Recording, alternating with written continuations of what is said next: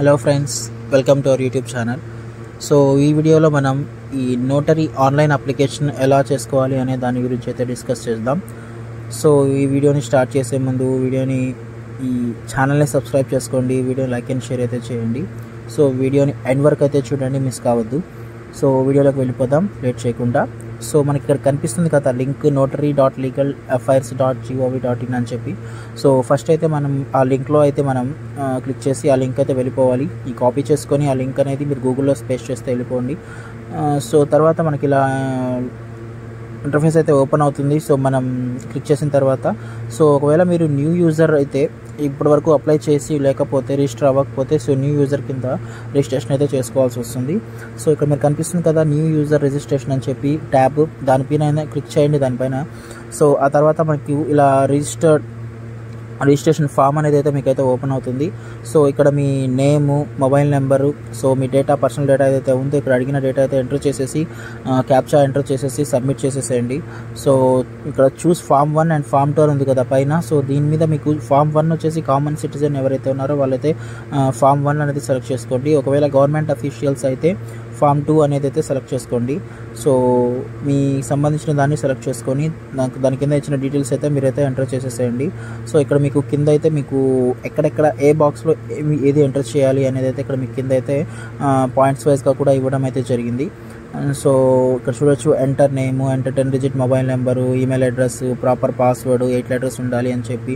So ఇక్కడ enrolment date, enrolment state, enrolment number, enrolment year అని ఉన్నాయి కదా, ఇవన్నీ మీకు బార్ కౌన్సిల్కి సంబంధించి ఉంటాయి ఈ డేటా అంతా. సో మీ బార్ కౌన్సిల్ సంబంధించిన డేటా అయితే ఈ డేట్, స్టేట్, నెంబర్, ఇయర్ అనేది ఎంటర్ చేసేసేయండి.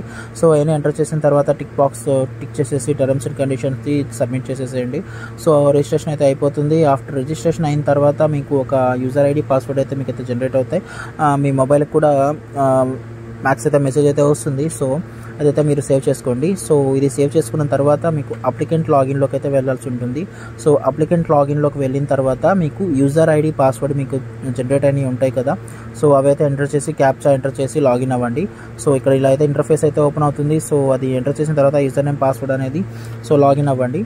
సో అది లాగిన్ అయిన తర్వాత మీకైతే అప్లికేషన్ అయితే కంటిన్యూ అయితే చేసుకోవచ్చు. ఒకవేళ మీరు ఓల్డ్ యూజర్ అయితే ఆల్రెడీ యూజర్ నేమ్ జనరేట్ అయ్యి ఉంటే మా పాస్వర్డ్ మర్చిపోయి ఉంటే సో అలాంటి వాళ్ళ కోసం అయితే రీసెట్ పాస్వర్డ్ అయితే చేసుకోవచ్చు. ఫర్గట్ పాస్వర్డ్ కొట్టిన తర్వాత మీరు కొత్త పాస్వర్డ్ అయితే పెట్టుకొని సో దాని ద్వారా మీరైతే అప్లికేషన్లోకి అయితే ఎంటర్ అవ్వచ్చు. సో ఇలా చేసిన తర్వాత ఈ ఫర్గట్ పాస్వర్డ్ ఇక్కడ మీరు చూడొచ్చు. సో ఇక్కడ అప్లికేషన్ నెంబర్ అనేది అయితే మీకు ఖచ్చితంగా ఉండాలి. ఫర్గట్ పాస్వర్డ్ అయితే కొత్త యూజర్ అయితే కొత్త రిజిస్ట్రేషన్ అయితే ఇందాక ప్రాసెస్ చెప్పాను కదా, సో ఆ ప్రాసెస్లో చేసుకోవచ్చు. సో ఇక్కడ దానికి సంబంధించిన ప్రాసెస్ కూడా అయితే ఇక్కడ ఇవ్వడం జరిగింది. సో ఇది స్క్రీన్ షాట్ తీసుకొని మీరు అయితే ఒకసారి చూసుకోవచ్చు. సో మీరు అప్లికేషన్ ఎంటర్ అయిన తర్వాత యూజర్ ఐడి, పాస్వర్డ్ ఎంటర్ చేసిన తర్వాత ఇలా అయితే ఇంటర్ఫేస్ ఓపెన్ అవుతుంది. దాంట్లో మనం అప్లై ఫర్ సర్వీసెస్ అయితే మనం క్లిక్ చేయాల్సి వస్తుంది. సో అప్లై ఫర్ సర్వీసెస్లో క్లిక్ చేసిన తర్వాత first option notary application form ఉంది కదా, దాన్ని అయితే మనం క్లిక్ చేసుకోవాలి. సో ఇలా అప్లికేషన్ ఫామ్ అయితే మనకు ఓపెన్ అవుతుంది. సో ఇక్కడ కూడా సేమ్ ఫామ్ 1, ఫామ్ 2 అని చూపిస్తుంది కదా, మీకైతే ఏదైతే ఎంటర్ చేసి ఉంటారో అదైతే చూపిస్తుంది.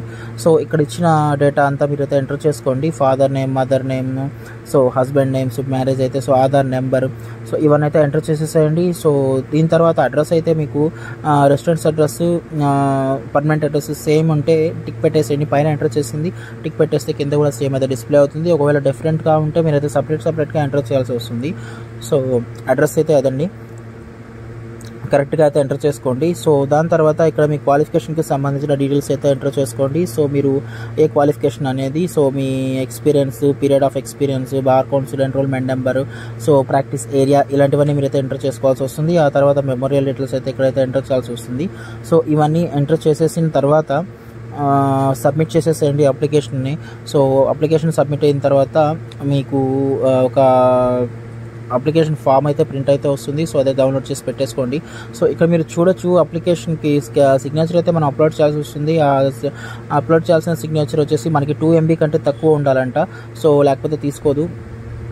సో సాలిటేషన్స్ వచ్చేసి అవన్నీ ఇక్కడ మీకు ఎట్లా అనేది డేటా అయితే ఇవ్వడం జరిగింది. మీ స్క్రీన్ షాట్ తీసుకొని అయితే మీరైతే చూసుకోవచ్చు.